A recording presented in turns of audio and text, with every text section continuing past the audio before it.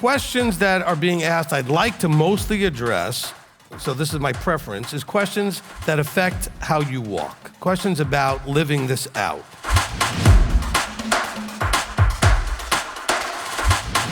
What he's always told me is, tell them that if they're doing what they're supposed to be doing, they'll be where they're supposed to be.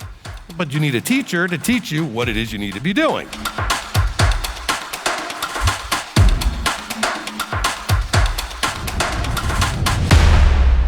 All right, Evan. I just got one more. And I'd like you to go through three because these were good questions. Okay. I asked you this question before during a counseling session about, it was kind of like more of like a seminar, self-reflection type teaching I wanted you to do about your life, what you learned from it, what you figured out, what you got out of the world versus what you got out of this walk. And so I had a question about your last 10 years at MTOI specifically. You know, did you ever have any like lingering concerns, doubts, skepticisms while starting up again? Like thinking thoughts like, man, I feel like I'm doing everything I can and nothing's really happening. Why isn't he helping me? Am I doing the right thing? It doesn't feel like he's there. Did I start up for no reason? You know, have you ever had those thoughts, or even before then, like 2003 or whenever you did it before, and how did you overcome it, and what you learned from it, and what should we learn from it? All right, excellent question. And really, I do need to do a sort of my story sort of deal, all right? I did one in the past, but the person that was a part of that filming of it and everything else is no longer a part of us and actively attacking me, so that goes back about 12 years. So I don't have that available for you anymore. So yes, I could do that. So the answer to the question is no and yes, okay? So yes, I've had those thoughts, as everybody does. What's wrong with me? Why is this not really working? Why do I not feel like he's there? Why do I not feel like I'm connected, and all those kind of things? Been there, done that, absolutely. Not in the last 12 years of this. You have to understand, in your relationship, as you get to know each other, you and the Creator, especially when it comes to finding peace with understanding your role in whatever he's doing. And everybody has a role, not necessarily in the ministry part of it. You have a role to play. And once you can embrace that role, which could be husband, wife, father, mother, whatever it is that you're doing, then the communication between you and him works a lot better. Okay, so when he called me back to ministry, I had no thought that it wasn't going to work in any way, because I knew who called me and it was his ministry. And so I'd already done this once before, and I also knew how it worked back then. Of course, back then it didn't work quite like it did this time, because back then we never really got to any real growth size where we were really that successful in reaching a whole lot of people. We were just kind of starting to scratch the surface of that. But this time, Evan, when we started, I had almost 100 people at the first service we ever did back in January 7th of 2012, okay, or 14th, whatever it was. The first service we did here in Chattanooga area was almost 100 people. And it stayed that way for ever since, almost, except for the 2 times or 3 times that people tried to kill the congregation, and then it got down to like 20 or 30. But I never had any fear of all that, okay? I knew people were actively trying to destroy the congregation. I remember saying to my wife, at least twice, hey, it'll be funny to see if it's just you and me tomorrow when we go to services on a Friday, we're having this conversation. Because we weren't really sure if there would be anybody there. And we were very delighted to see there was. Okay, the people that understood and believed what Father was doing with me and trying to do for them through me, and they were there. So no, Evan, I didn't have any of that at that point. But yes, I've had that. We've all had that, where life just does not seem to be working, and we can't seem to figure out why. And so it feels like he's not there, not involved.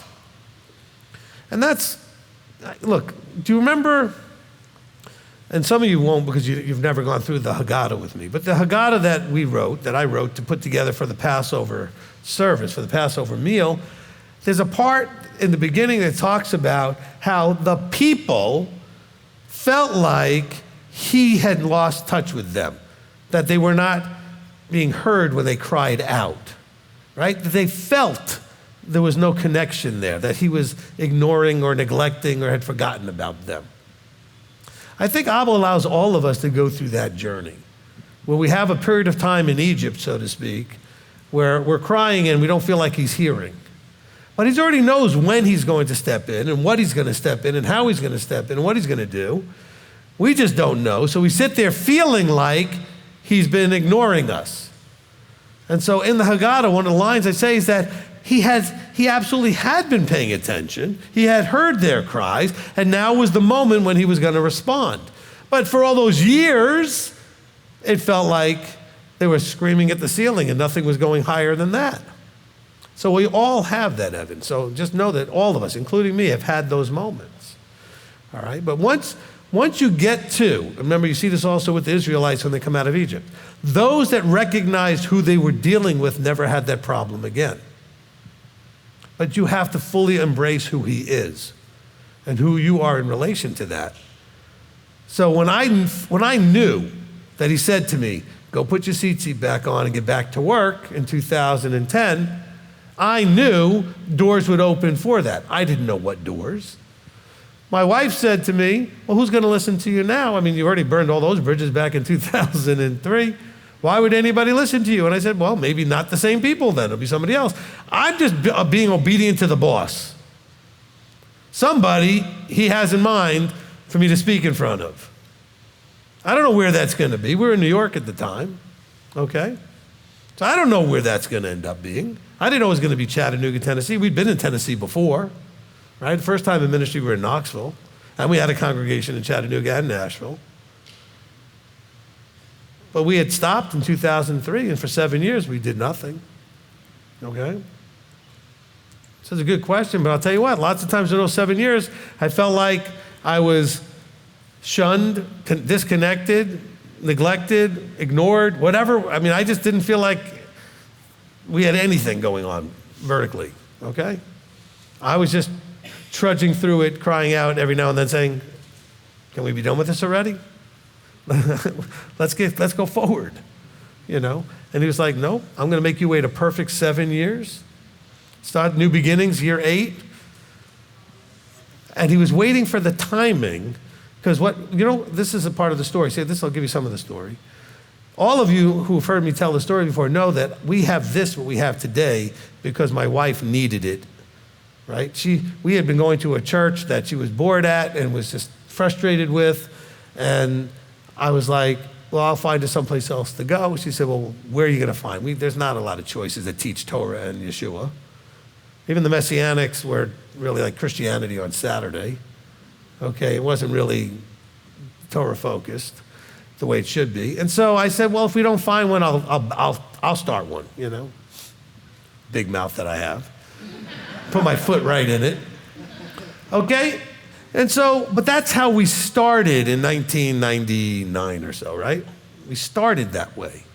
Well, guess what? After 7 years of being out in the wilderness, from 2003 to 2010, my wife needed me again to fix this problem. Her mother was in a hospice after having a stroke, was dying. There was no brain function. And my wife called me from Florida. I was still in New York. She was there visiting her mother while basically waiting on her to pass. And she was distraught with saying, I used to know there was a God and there was a plan and what would happen and whether I'd see my mother again and all these other things. And I have nothing now to hold on to, which is why I don't know how anybody thinks that having no belief is better than having belief. I don't know how anybody survives with no belief, okay? And so the timing was she needed me again to do this. You see, anyway, he knew that was coming. He knew that her mother would have the stroke and all these other things, when it was going to happen. I don't think I've ever told a story that way before, but that's sort of the way to answer Evan's question. And so when she called me, I hung up the phone with her and I basically cried out, because I basically said to her, I don't know, we'll have to figure this out. I cried out and said to him, enough already. Not like I was saying to him, like, enough already. I mean, it's like, I need to fix this. And he said, good. Now's the right time. Put your seat on, go get I mean, it really was, and I had felt for those years, though, just like Israel and Egypt for their year, that we were not connecting, okay? I was existing.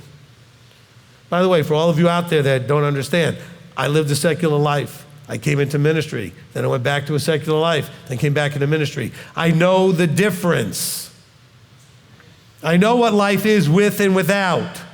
There is no comparison, okay? One works, the other doesn't. It's as simple as that, okay? Okay? One is nothing but stress, the other one has occasional stress.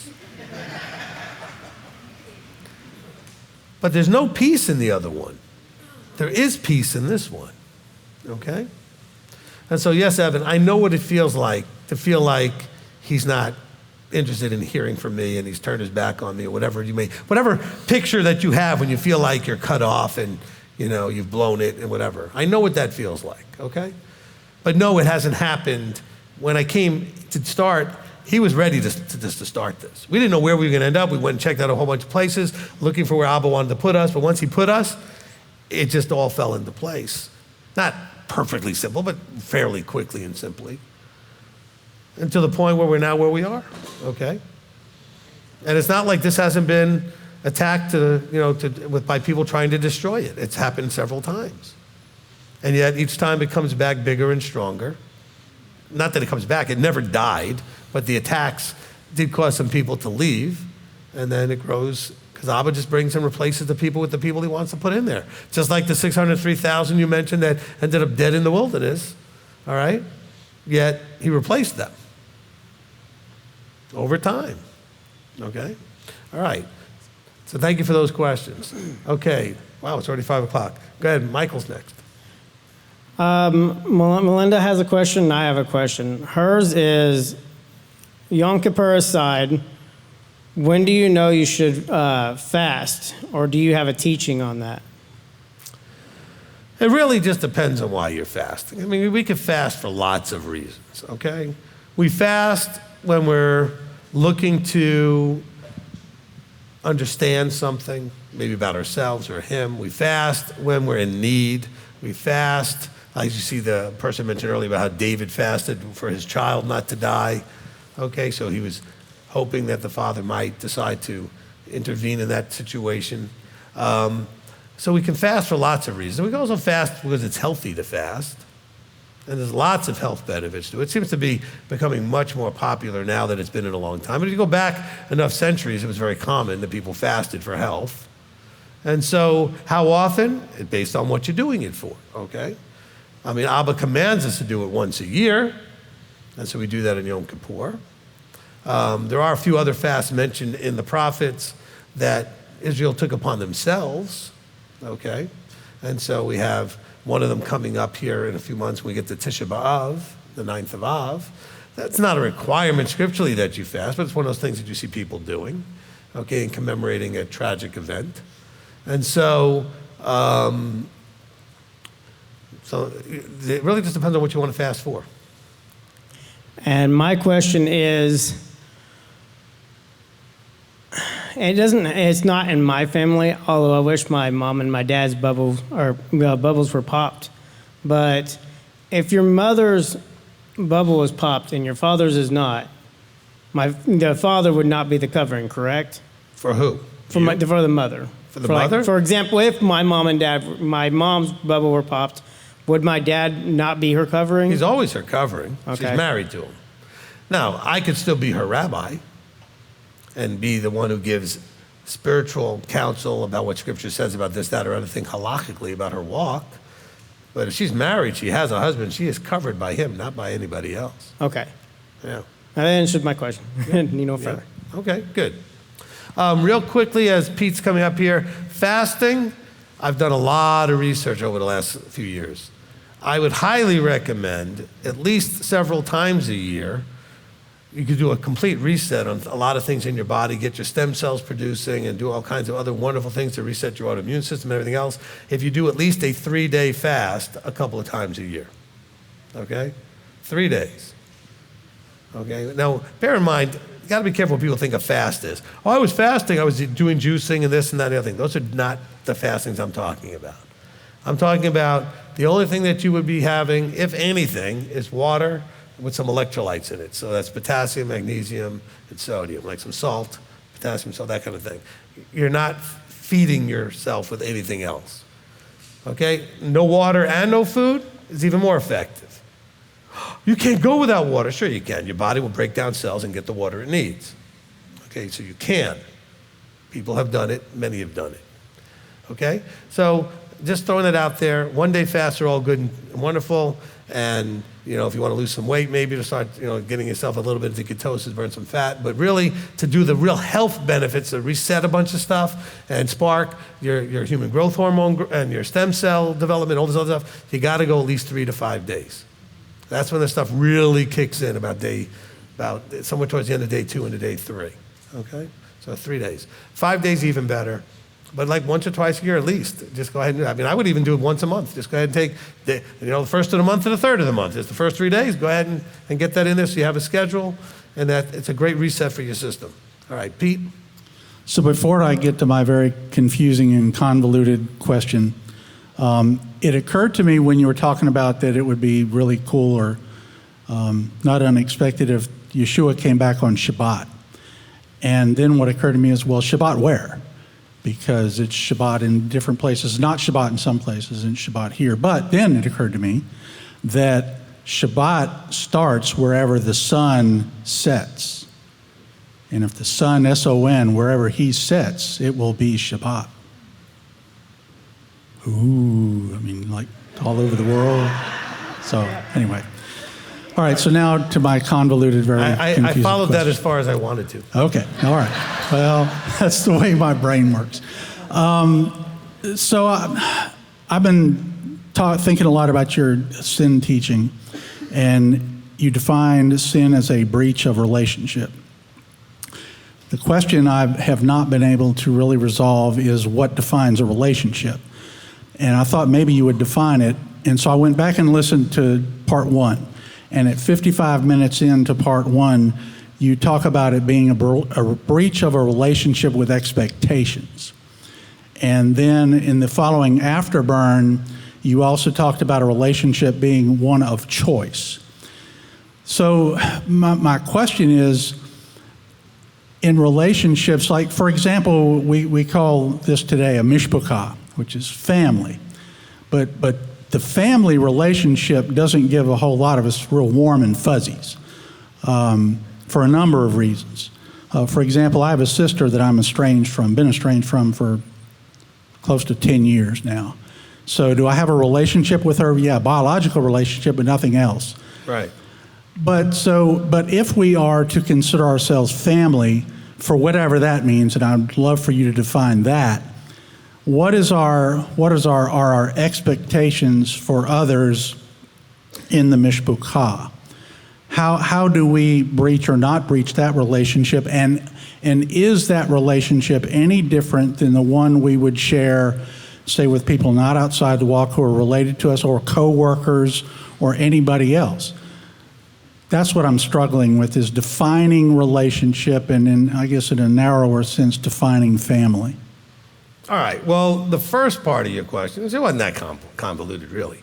So, look, the first part of the question about defining relationship, I think I did in the beginning of the part 1 of the teaching, and most of the first 7 or 8 parts when I defined the terms, has to do with the people in relationship, okay, when it's talking about people. When it comes to Yahweh, Yahweh sets the expectations, right? Yahweh sets the expectations, we agree to them or we don't.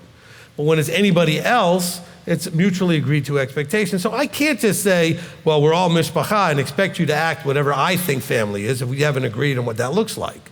And if I'm talking about Maisie, that may be different than I'm talking about Delia, may be different than if I'm talking about, Tom or some other, whoever I'm talking about. It could be different what they think that means, right?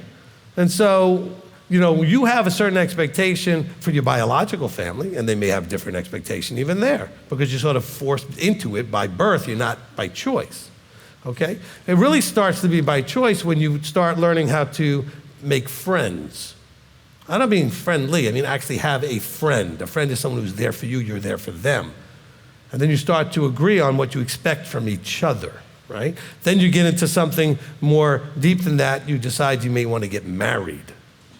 And then you, again, have a relationship that's agreed upon, and the expectations are agreed upon. Of course, if you haven't been pre-marry your premarital counseling wasn't done with me, you wouldn't have known to set expectations beforehand and understand what the other person's expecting, and they understand what you're expecting, okay? But the thing is that they're already there by default. I already have expectations about every relationship I'm in, so do they. We just not necessarily have had a conversation about them. So we're not necessarily on the same page, okay? I had a conversation, for example, I have an almost 20-year-old son, 19-year-old son. We actually had a good conversation the other day because I said to him, I think we need to have a renewed conversation about expectations. What do you expect from me at this point in your life as your father, and what I expect from you as my son? And you know what? Went really well, and we came to agreement on some things, and I think it's helped the relationship now that we've actually talked about our expectations. And so when you say about family, I think it really, by technical terms, just like your sister is technically your family, everybody in this room that is covenanted is technically your family. But that's as far as it goes until they demonstrate being able to actually be family, the way Abba expects family to behave. No greater love does a family member have than to lay down their life. I mean, it says friend, but it's the idea, right? The disciples, Yeshua, when he was dying, said, look, this is your mother, this is your brother, this is your family. So we're family by choice. I like my family by choice better than I like my family by default. Okay? And the reason is it's all their default. No, I'm kidding. That was terrible. I couldn't resist. It's certainly not my default. Which is funny because I think my brother and his wife and his twin girls and my mother just arrived in Atlanta a few minutes ago. They're not Sabbath keepers, so I'll see them later tonight probably or tomorrow, which is kind of good to see that my mom will be here, my brother for the wedding, so they're going to be here for that. And we have not the closest relationships. I mean, my mother and I are pretty close, always have been reasonably. But my brother and I were not mad at each other. We just are. If I ever called him, he'd be friendly. He'd call me, I'd be friendly. We'd be there, whatever. But we're not close in any way. No, neither one of us really cares very much about whatever the other person's doing, But we should care about what each other is doing if we're family, if we're proper family by choice, have genuine interest in each other and what we're doing, okay? You've talked before about who is our brother, and I don't think I'm misquoting you or getting your teachings wrong in that you've talked in terms of we should be treating everybody with the same level of respect and compassion and all that stuff, and it doesn't make any difference whether they're covenanted or not. That for the broader purposes, that we're all brothers and sisters. But does that include people with whom we don't have a relationship? I guess what I'm getting to is if we mistreat somebody, if we cut somebody off in traffic, or if we're rude to somebody or something like that, that's not really a breach of relationship with them because we don't have one. Is it more than a breach of relationship with the Father because we're not acting how He expects us to act? Right, that would be correct. So for example, right, if I see somebody with some need that I can actually meet that need, I'm not asking myself first, is that person covenanted? It's a need I can meet. Somebody needs some help, I'm there and I can help them with something. Okay, so then I do it. What I'm not all that interested in their life and whatever else is going on, et cetera, because I don't have a relationship with them. I'm not interested. I'm just not interested. I don't have a relationship. I'm only going to be more or less interested depending on the level of our relationship and what's going on in your life, okay? But as far as common courtesies, which are so uncommon, but we know what we mean by that, the common polite behaviors that society has generally expected people to do over time. Our Father expects us to represent Him well. So that's where the breach would be. So you said that correctly. All right, Melissa. Thank you. I want to thank you for teaching your level up class and to Uncle Elder Billy for his financial class because, I just gotten here and I took a class it was in plant-based nutrition, which taught me so much and showed me about all the people that died, their health and my own. And it helped me to set a foundation when I got here, and I had to leave. But when I was gone, I still knew I had to get back because I chose Yahweh, and I chose this walk, and it meant leaving my 3 dogs behind and my mother and my aunt, but I knew I had to come back for the feast, and I had set, his financial class taught me to do emergency fund, and there was all kinds of things that I needed to level up in every class. And so one thing that I'm struggling with is because I'm 65 years old, and when I was 6, I went to vacation Bible school, and I found out the plan of salvation in Jesus and God and all that.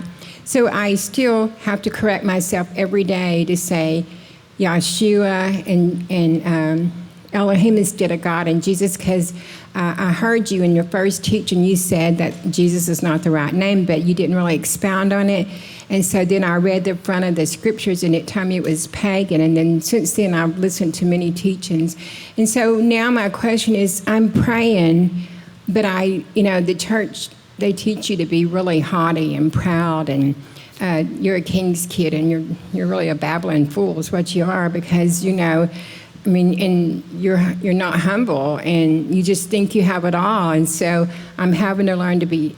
The first thing that I ever listened to your teaching was the Ruach, because I was like, I wonder if they're filled with the Holy Ghost and if they speak in tongues. And so I learned the first teaching I heard from you that it was not right, that was wrong. And so I believed it, and I made scriptures about the trials, Deuteronomy 8:2.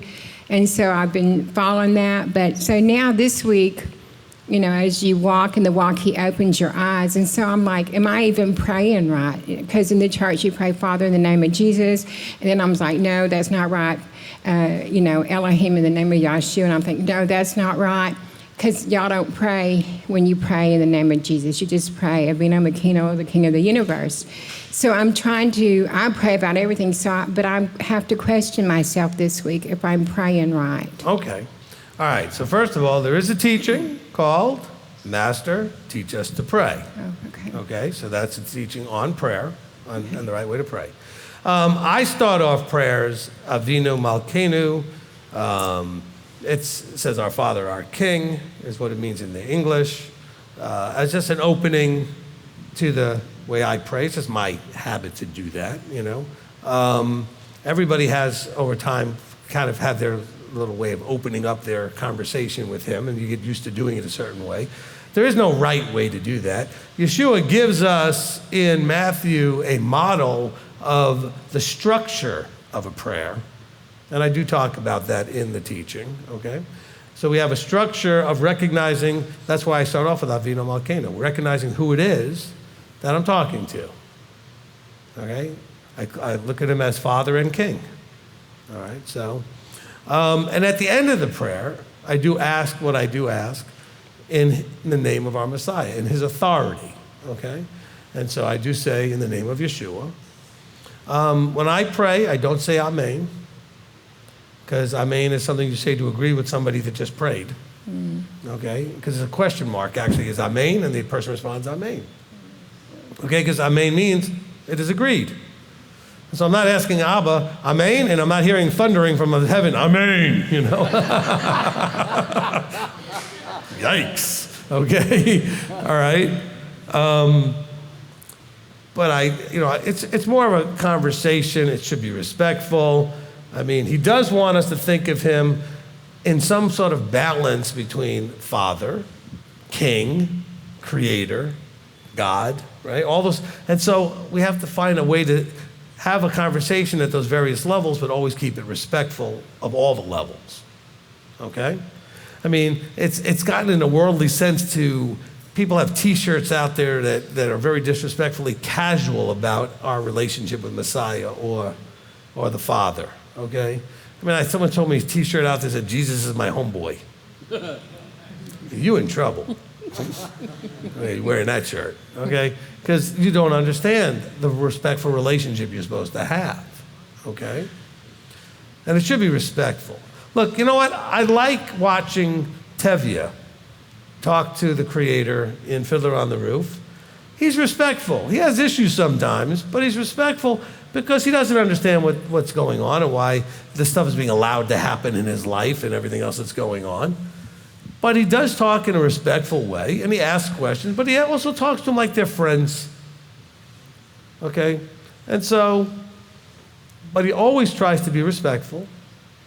And I think it's a good example. I mean, he's just walking in life, he's dealing with some stuff, so he talks, and he's talking to the Creator. Would it have been too much to ask for this? Did you have to do that? The horse, did he have to be lame on the Sabbath? You couldn't wait till later in the week, right? Okay, so, I mean, but it's always, he says, not meaning disrespect. And so I think there's the balance in there. Does that help? It helps a lot. And also, every thought that I think, I have to correct myself. And, because I think, is this Yeshua like? And I know it's not. So even if I'm writing a text or if I'm thinking, and so I ask him, what do I do? And he always says the same thing, take every thought captive.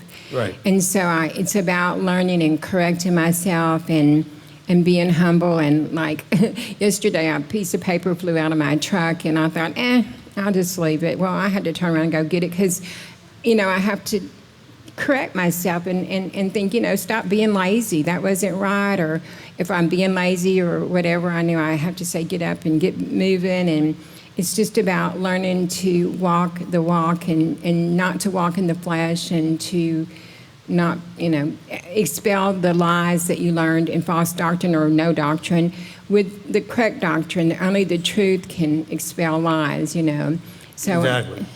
So that's what I'm working on. I'm not where I'm supposed to be, but your level up class helped me so much, and I'm getting my house. I mean, I've been doing things all along, just moving like a turtle sometimes, but I'm still moving, But anyway, I'm there, so thank you so much. Appreciate it. And this was not a paid endorsement for the Level Up class. But. Now, I'm glad that the classes that I did, look, there are also the things that Elder did and I did as far as finances, those are free and online now and on our website, okay? Mine was called Money Mastery. I don't remember what yours was called, but Elder's was called. But they're there on our YouTube page and on our website, etc. All right, Jennifer. Shabbat Shalom, Rabbi. Shabbat Shalom. I've got 2 questions that are totally different, but hopefully pretty quick. All right, well, we've got like 11 minutes to get you and Richard and Rocky. You in line too? No, just you and Richard. I got to get in. So I'll be quick. All right. So I feel like I should know this one, but I haven't seen what teaching it may be in. In Leviticus 3:17, it talks about the fat of the meat. Yes. And it also talks about the blood. I feel like I've heard you talk about the blood, but I don't eat a whole lot of like steak and things like that have meat on it. So I didn't even think about it. And then I was in a situation where there was like a pot roast or something and there was fat. And I'm like, I didn't even think about, are we not supposed to eat that? Okay, no. Look, fat that's in the meat is not the same as we're talking about the fat that surrounds the organs, etc. Okay, it's a different type of fat. All right? You can't get all the fat out of the meat, okay? Do you understand that the only part of your body that, other than your hormonal system that uses fat is your muscle? Muscle burns fat. And so the fat is there inside the muscle to be used as fuel, okay? And so there's going to be fat there. That's not what it's talking about, okay? It's a very specific fat it's around the organs, et cetera, that you're not talking about here. Okay, that's super helpful. That's what I was thinking, but I didn't know. Right. I didn't know. Okay. So if you get yourself a big old steak and it's got a good, rim of fat all around, cut that off. Now worry about the fat in the meat. Okay. So that around part, though, we're not supposed to eat that part. Depending on where that fat was, between where I just cut that off. Why do you want to just eat straight fat? Okay. Okay, but you have the fat that's in the meat. That's fine. Okay. Okay, gotcha. My other question, I've been watching the Fear of Yahweh teachings, and there's a part where you're talking about emunah and like where they come to the Red Sea and they're waiting on Yahweh, and overnight the winds are coming, and it's, So you talk about like how basically there's times to be still. And I think, like, for me, my question is, how do I know if I need to just be still or if I need to be doing something? Because I think, like, my go-to is, like, I'm going to figure this out, right? So how do I know if I'm supposed to be just kind of waiting on Yahweh in the situation? Look, with all things in our growth, you do what you can, but you have to have peace with what you can't, all right? And so that's going to always be the case. Now, sometimes you can't become something you can later as you learn how and you figure it out and everything else. But do everything the best you can. You make the effort. Handle what you know you can handle. What you can't, look for ways to handle it or find other people that can. But you're always allowing and trusting that He will provide the guidance. So it's not like, when I say be still, I think I've made it really clear. That doesn't mean just go sit down and do nothing. It means don't fuss and fret over the whole thing, all right, and get all stressed out and have anxiety about it. But do what you can and allow that He will guide, handle, or provide what's needed for the rest. So if we're doing something and it's not accomplishing what we're trying to accomplish, is there then a moment that we're just kind of like, okay, this isn't working, and we just stop and either see if there's another direction to go or we just wait? Look, all of that is correct. One of the things that some of the most successful inventors and people like that have had when they've come up against challenges, I know Edison used to do this. You know, whenever he had a problem he couldn't resolve, he wouldn't take a nap. He put the problem in his brain so the brain could work on it while he was sleeping, and often enough he woke up with an idea of something he could do. In other words, he got still, he didn't stress, he relaxed, and he took a break to allow something to develop and come. It's when we're forcing all the time and pushing and pressing and pushing and pressing, and we're really pressing up against the wall because what we're doing isn't working. Nothing wrong with pushing and pressing if you're getting somewhere. Sometimes it takes some effort to get somewhere. But if you're not getting anywhere, then it may be time to get counsel, step back, and recognize, I don't know what I'm doing. So that's like step one, is that you have to get to the place where you, A, can confidently say, I've done everything I can that I know how to do, okay? And then when you get to that place, you then start looking for people that know how to do more than you do. Look for solutions outside of yourself. But first, you should do everything you can. By the way, when people call here for benevolence, you know what elder asks them first? Have you done everything you can? Because people have gotten to this terrible place where they think looking for help from outside is your first choice. It should be your last choice. I'm not just talking about things like benevolence. I'm talking about anything. Try yourself. Make the effort. Now, if it's something you know that you don't know, and you're probably going to get in trouble trying to do it, it's going to hurt, then don't do that. But I'm saying if there's anything that you know, do the parts you know, get help with the rest. All right? But you got to make the effort. Okay? It's like the people want to call here. I use the benevolence as an example. You know, you're going to call here for benevolence, but yet you're still doing all kinds of things financially that means that I'm going to be just feeding into that if I give you money. All right? First time this ever came up as a question, I was the Torah teacher at a small congregation. It wasn't my congregation. I had been hired just to teach Torah. And the leader of the congregation asked me my thoughts on this lady that needed benevolence to help pay her rent. And I said, well, give me more of the information. It turned out that she was a three-pack-a-day smoker. I said, if it was up to me, it wasn't up to me. I said, I'm not giving her anything. Not until she's done everything she can do. Before you come to me to borrow, you need to quit smoking.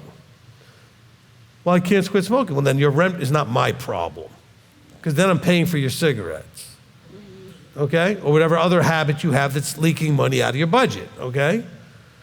I mean, if you're, don't tell me you need money and you go to Starbucks every day. Don't tell me you need money and you have subscriptions to all these things that are just, if you're broke enough to ask for help, you don't have Netflix and Hobo Max and all this other stuff, right? That's Billy's family. It's not called it Hobo Max. HBO Max and all these other things, right? You don't have all these things. I had a person tell me they're broke and they have an iPhone. The broke people don't have iPhones, okay? And so you have to have done everything you can, and then come and say, I've done everything I can, I don't know what now to do. Okay? That's where the growth is, in trying and doing it yourself to whatever degree you can. But also recognize objectively, not subjectively, but objectively what you can't do. What would be unwise for you to do. Because some things you shouldn't do because it'll be dangerous to you. You'll break something, you hurt yourself or some other thing. Okay? So there are things that you should not do. But you have to find a way to figure those things out in a sound way, right? And if you're not sure, you ask, hey, is this something I should do myself or should I get help? There's no reason that you shouldn't just go and get some guidance and counsel on that. All right, does that help? Yes, thanks, Rabbi. You're welcome. And Richard, you get to be last. It is 5:30 almost. Shabbat Shalom, Rabbi. Shabbat Shalom. It's good to be in Zone 1 from Zone 2. Yeah, Richard used to live in Zone 2. Now he's here. Now Zone 1. Yeah. Praise Abba for that. Yeah. Thank you, Rabbi, for the opportunity. And my apologies if in case you've addressed this. Forgive me for being a bad student. And it's in Mark chapter 5, talking about, I think in verse 9, Yeshua healing the man with the demons and legions. After that, he tells him to go to his friends to tell them what has happened. But he kept on telling others who he healed not to say anything. In the same chapter, verse 43, when he brought to life a young girl, he said them not to say anything. He kept on doing this. Would you please help me, because I've been reading Mark through the whole week, so would you help me to understand what is really the secret of him doing this when he allows, because when he healed the leper, he told the leper to go to the priest doing the Torah, but for others, he stopped them to say anything. All right. So there's a couple of answers here, and they're actually so simple, I'm going to let Elder answer them. No, I'm kidding. He's looking at me like, what? All right. Look, there is, first of all, let's deal with the leper thing. That one was a Torah issue.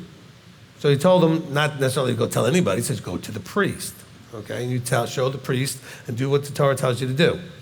Now, these other things here, you have to remember that part of his notoriety / infamy, because people were not all that excited about some of the things in the leadership that he was doing, they weren't excited about it, was that he may be doing magical things to impress people to draw a crowd. So he would do these things and tell people not to tell anybody. He wasn't doing this to impress anybody. He wasn't doing this for the accolades, all right? And there are some that he tells early on in his ministry not to say anything because he wasn't ready to publicly be declared anything. So part of it's the timing of, hey, I don't want to make a big deal of this out in public yet. I'm not doing these big public healings and stuff because I'm not ready in where this timing-wise is for me to be now in that public sense that way. So you have those two issues in my opinion. One is, he doesn't want to give the fuel to, hey, go tell everybody, look at this great thing I did for you, and go, tell everybody. He said, look, keep this to yourself. I did this for you. I didn't do this for the public knowledge and for the fame of it. Okay? Did that help?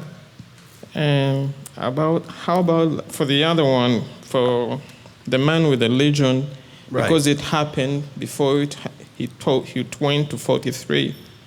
So why did he allow him to go to tell friends? Because he tells him, go and tell them. All right. It doesn't say here. I'm trying to see the beginning. When he came to the other side of the sea and he came out of the boat, immediately there met him out of the tombs a man with an unclean spirit. Now, it doesn't seem at this point, all right, it doesn't seem like there was any audience there whatsoever but his disciples, okay? I'm sorry, I just had to quickly scan to make sure I was giving you the right answer, right? He's there outside the tombs. He's got these challenges. He actually recognizes Yeshua, or at least the demons do, right? And this whole conversation's going on. And so he then sends him to go tell the family and the friends, you've been healed, okay? As opposed to doing this in front of witnesses and said, look, you guys all seen this. It was for you guys to know and for your family to know and you guys who were here together, but you don't need to go out there and spread this like a big deal. Of course, knowing full well, human beings are going to go do the opposite, which I'm sure they all did, right? Okay? But this was done without anybody else around. And so he needed to go back healed, and he wanted him to tell as a witness to the friends and family how it happened, who did it, okay? That this way people would know that it wasn't just like, he just became well all of a sudden. Okay? Did that help? Yes, sir. Is it okay if I have one last one? Sure. All right. Yesterday in Torah study, you talked about jealousy. So there's always this issue within me flowing. I've always made some kind of wrong decisions with my employees. I think like they are stealing from me and I sack them out without getting evidence. So it keeps on bothering me and paining me like, did I do something wrong to chase them without even evidence? But because it was playing within my mind and keeps on growing, like I fail to get peace, so I end up sacking them out. So I wanted to know, because you were talking about jealousy, how do I deal with that? Do I get to be punished by Abba for doing that, making wrong decisions, and how do I deal with it?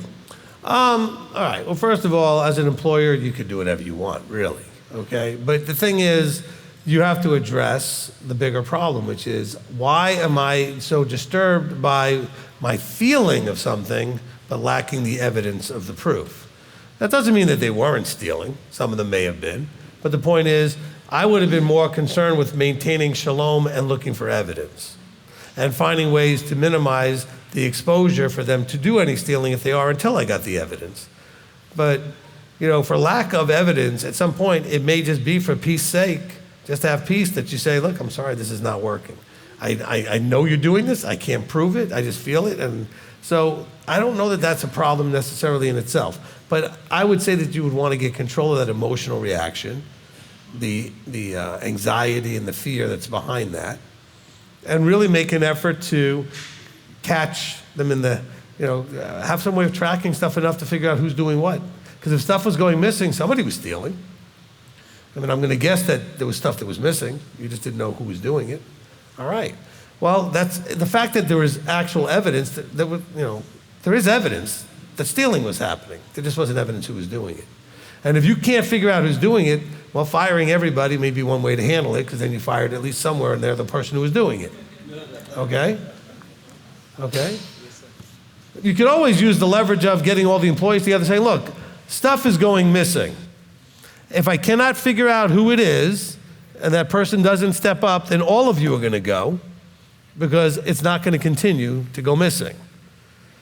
And so, congratulations to you who are doing the stealing. You've been very good about making sure I can't catch you, but it's still obvious that stuff is going missing.